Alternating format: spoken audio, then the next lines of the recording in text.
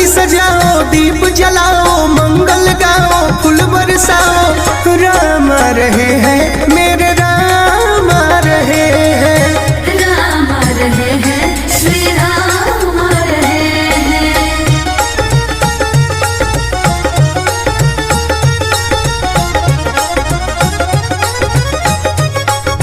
जय श्री राम।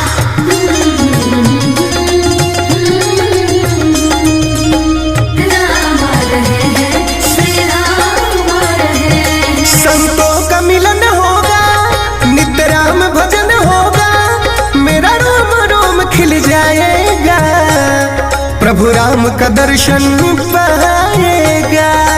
राम का दर्शन पाएगा, प्रभु राम का दर्शन पाएगा। जहाँ यज्ञ हवन होगा, मंत्रों से पूजन होगा, दीपों का समूह जब गाएगा, धराधाम गगन झूम जाएगा।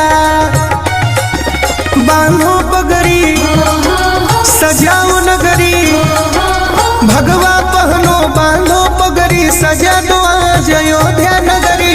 राम रहे हैं, श्री राम रहे हैं, राम रहे हैं, श्री राम रहे हैं।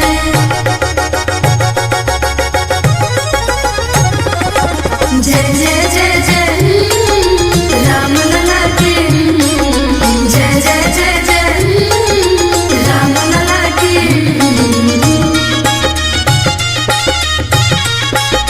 जय श्री राम,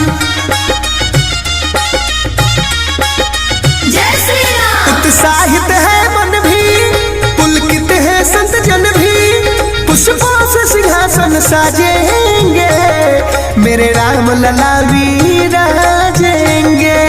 राम लला विराजेंगे, मेरे राम लला विराजेंगे। हृदय विशाल झूमे, गुरु का चरण चूमे, हम भजन राम का गा देंगे, भक्तों को भी साथ झूमा देंगे। लगा के गोता वक्ता श्रोता, ज्ञान गंगा